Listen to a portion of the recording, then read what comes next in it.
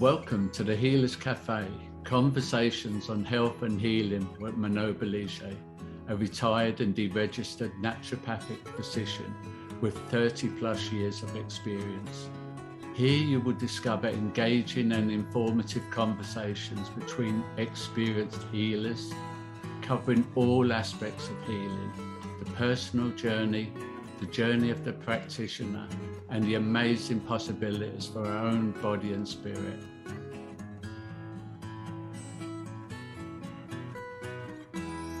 So welcome to the Healers Café. And today I have with me Yanira Puy, and I hope I pronounced that right. Yes, I did.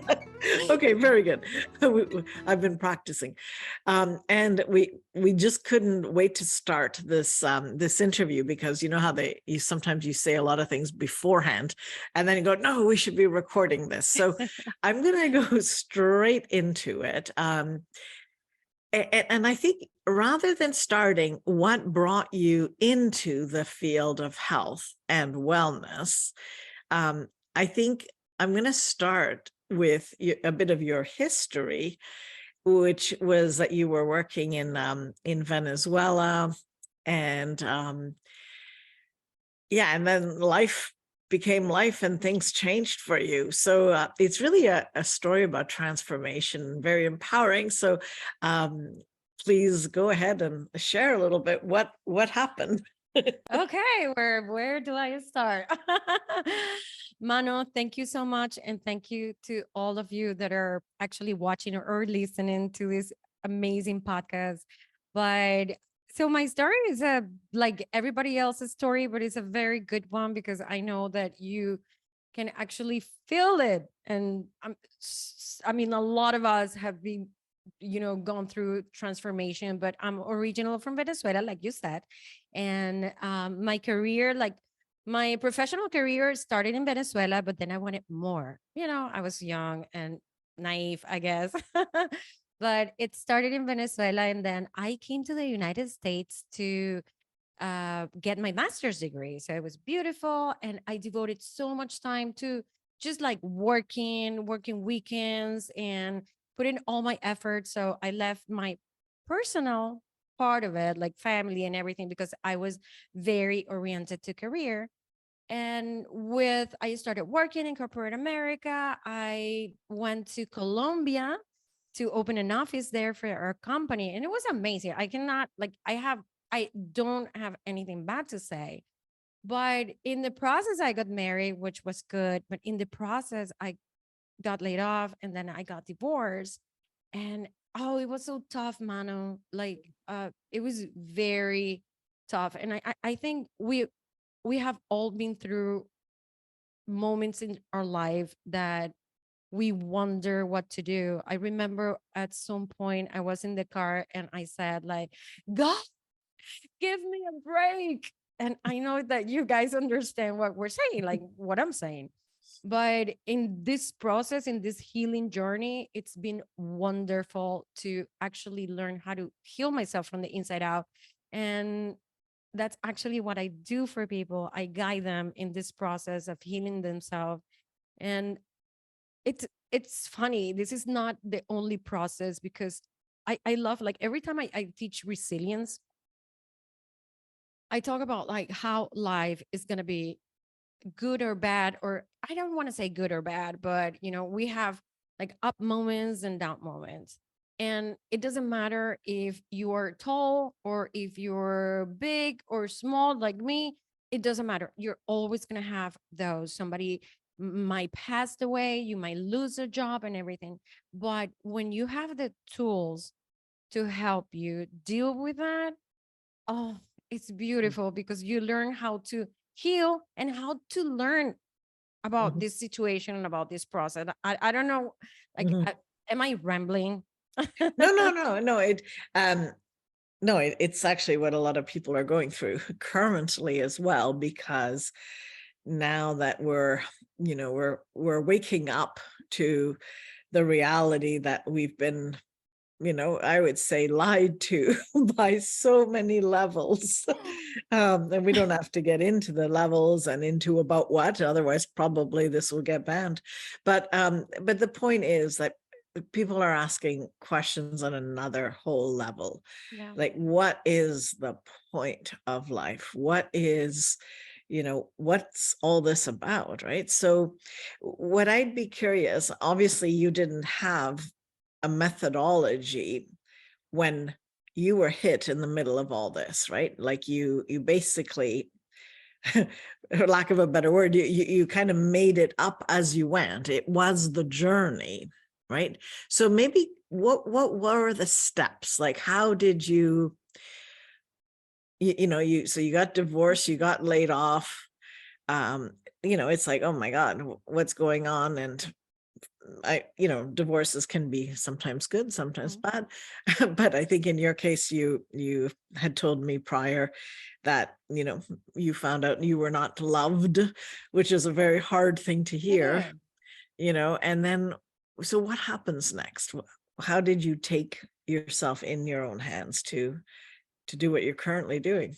Yeah, that's beautiful. But I want to go back because, as I mentioned before, adversity is going to happen to us at all times. And I remember being 18, and I was here in Atlanta, Georgia, in the United States, learning English. I hope, they did a good job with me, or I did a good job so you can all understand. But so I was learning English, and my parents, I was 18, so I was a kid.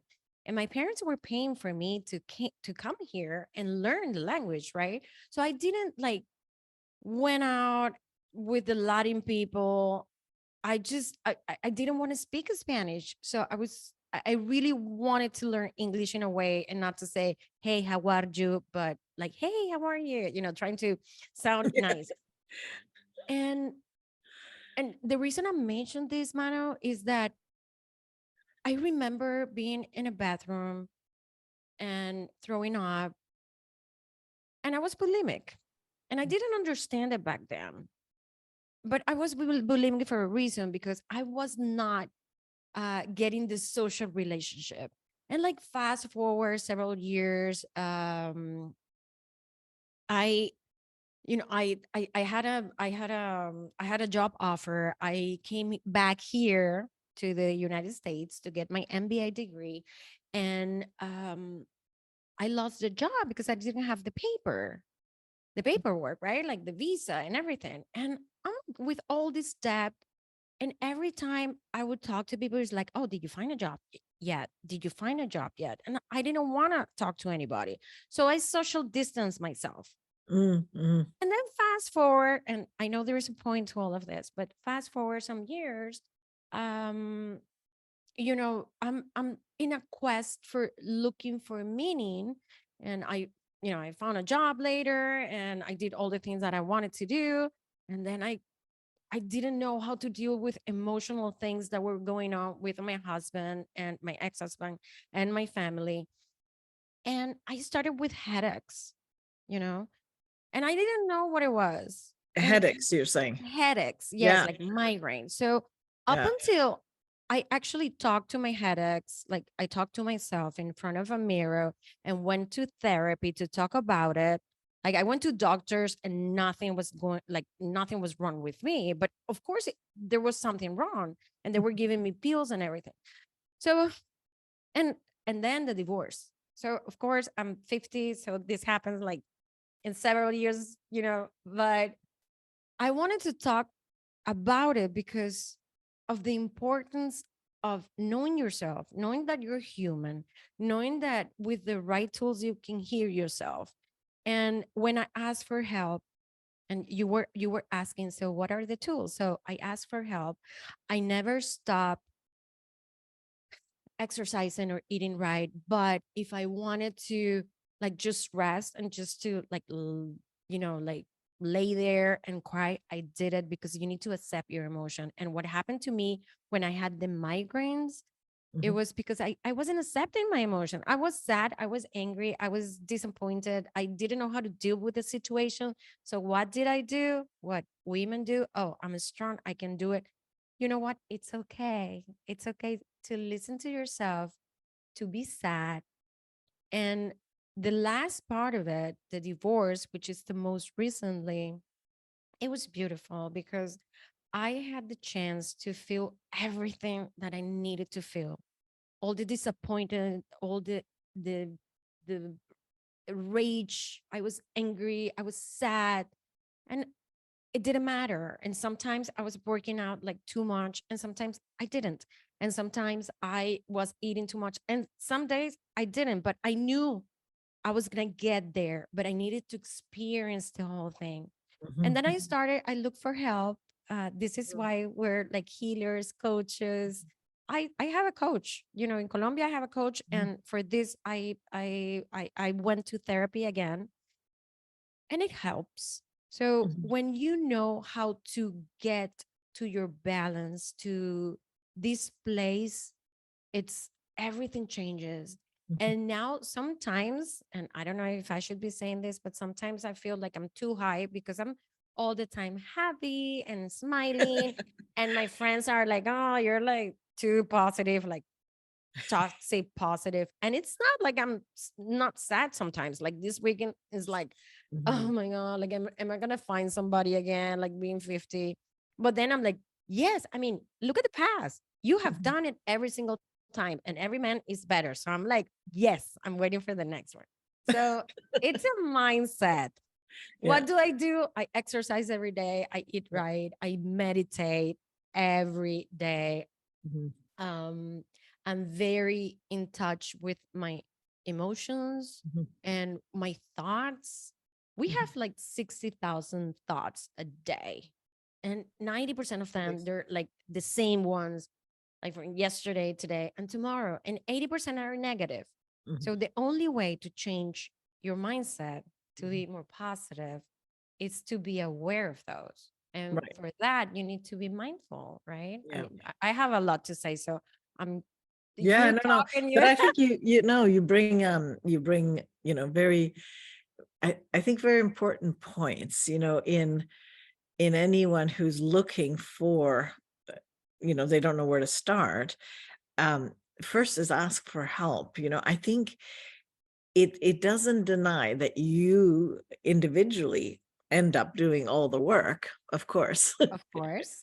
But having a support group or a support person or an accountability person, I think that's a very smart thing, not to do it in isolation as you did the first time round, in social isolation, just move yourself apart, which I think has been strangely comfortable for too many people.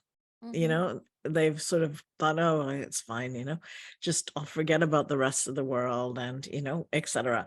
So I think it's very good. That's a good starting point, you know. And then the second part, where I see that I agree, it's like it's the self-care and self-love. So not to neglect yourself at all, you know. You are still in charge of you. You know, you have to take responsibility, you know, and that's also a really important point. And then the third point, what did you say again? Which Meditation, maybe? No, because that's a way you self-care. It's a way that you stay focused. And then your relationship, well, it's part of the relationship to yourself. You know that thoughts aren't that useful sometimes, so you have to look at them. You know, and stand apart from them. But what was the third angle? You had like 3 phases I could feel. I think maybe like the other part would be emotional, like the Emotional, emotional that's part. it. Okay. Yes. Yeah. And actually, that was the most important one. Okay. Because I have a good story. After you speak, I have a good story that Yeah. happened to me last month. Okay. Okay. No, and I think that's also very rare that people, you know, if you feel your emotions, a lot of people say, oh, you know, you're just digging in. But I think it's just allowing them, you know, allowing them to be there and going through the process, you know. And I have found that so many times it's like, let the emotion go through you, because if you suppress it, you're going to have symptoms, you know. And then for you to recognize that your headaches are a symptom, of They were. suppressing your emotion. Exactly. And you go to a doctor, but they aren't trained to understand that level, right? They won't even tell you to drink more water, maybe. It's like take pills, so I think that's anyone who has any issues like that, where is the symptom coming from, and are there emotions attached to it, right? Yeah. So go on with emotions. Yeah, I Manon Bolliger here, and I want to thank you for taking actionable steps towards engaging your healing journey and helping others discover their path by watching, sharing, subscribing, and reviewing these podcasts. Every review and share helps spread the word, these different perspectives and choices and options for healing. And to thank you, I'd like to invite you to sign up to my free 7-sequence email tips on health and healing for everyday life. You can go to healerscafe.com tips. Thanks so much. This is a funny story. It wasn't that funny when it happened, but okay. So I moved back to Atlanta. So I have my condo here, and I see life in a very positive way. So I came back, and then a pipe burst and I had to change my apartment, but it was good because this was my condo for like, I don't know, 15 years ago. So I got the chance to remodel it, and it's a new one, right? So I'm like, right now, because of all that happened, because I learned how to be detached. And so material things, they don't mean that much. And I mean, life goes on. So it's like everything is white. I had to put this plan here for you guys today, but everything is white and gray. Like, but everything is clean. Like people come here and they really like the space. So I thought I need a new closet. After like talking to 3 different people, I loved this girl. She was so sweet. She spent 2 hours with me, and she saw the closet and up until like we had the closet like the right way. So anyway, somebody comes, put the closet, install the closet like last month. And then I see the closet and it's like, it has holes everywhere. Like the panels, it has holes. So I didn't get it. And I know you're going to get it at some point. But so it has so many holes, and I call her and I'm like, hey, you lied to me. This is not what I signed up for. Like the render, like the pictures, they didn't look like that. It has so many holes. It's just like, I don't understand. This is so you can move the panels like up or, down. I'm like, no, because I already planned the closet with you. So I'm like this, Mano, like I cannot talk to you anymore. I cannot talk to you anymore. So I hang up the call, and I call, like I didn't know who to call, right? Because my brother has done so many things for me that I'm like, I cannot call him for this. So I call my contractor. He has not worked here, and he's very nice. And he's like, oh no, like all the panels are like that. And I'm like, so the person who actually sold me the closet, she was very emotional too. So she sent me a text saying, I'm so sorry for being emotional. I shouldn't have done that. And I'm like, look, I am sorry. This is not about the holes in the closet. This is me doing things by myself after 7 years with a person that was my support in some things. Mm-hmm. And it was beautiful. And this happened in like 20 minutes, right? And I realized, and I mean, I cried, but then I laughed, and all my friends is like, I'm in a $3 million house. Look at all the holes. And I'm like, oh my God, I'm so sorry about this. But my point with this story is that you guys understand that we have emotions, and when we know what they come from, we are able to manage them, and they don't control ourselves. So I could be after a month saying, oh, all the holes that are in my closet, or I understand what happened to me and ask for forgiveness and say, I'm sorry. This is what happened. It's not that I feel lonely, but I'm alone. Yeah, it's a fact, Mm-hmm. So it was beautiful. That it was beautiful. So I wanted to tell you guys this story. But the point of the story then is more that sometimes our emotions are displaced, as in, right, you're really hurting in another way, and you're taking it out on this woman who gave you a cupboard with holes. But they were holes that apparently all cupboards have, right? Yes. So it's kind of like just being conscious of taking charge of our emotions. So one level is letting them be and letting them go. Second level is taking charge of them and recognizing what they replace. And any other thoughts you have about emotions that you've experienced? You need to accept them and you need to feel them, because I love what you said before. You said something like you have to go through it. And I have a quote here. I know I saw it on a show, I think on My Girl, maybe, but it says like the only way to go through it is to go through it. So I spent a lot of my life say, no, I'm strong, I'm a woman, I travel around the world. I was the marketing director for this company. So I could do a lot of things. So I stopped myself from feeling sometimes, or to actually, like, I didn't want people to see me. So right now I would say to people, be true to yourself. Whatever you feel, like, feel it. You need to feel it, because the only way to go through this experience that you're having right now, this adversity that you're having, is that you need to experience it. And when you experience it, like, with all your heart and all the emotions, and it doesn't have to be bad. It could be joy. It could be regret. It doesn't matter.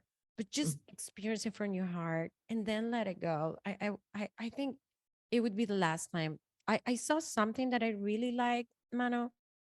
It was something that sometimes I feel like we put all our energy on something. So I could be like, I talk about my ex-husband because it was an amazing experience. Like, being with him, it was amazing. He gave me a family, dogs, kids, and everything.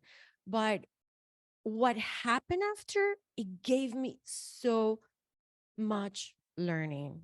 That's the way I see it.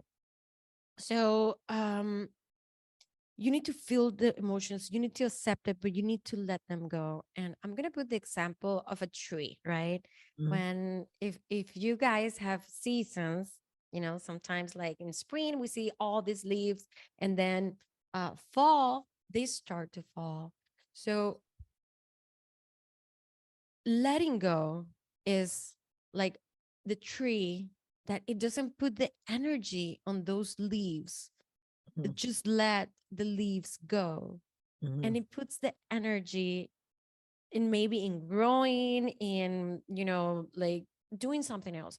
So it is important to let go, to, like, everything what happens to us. It's not, why me, why me? No, let's think about, what for?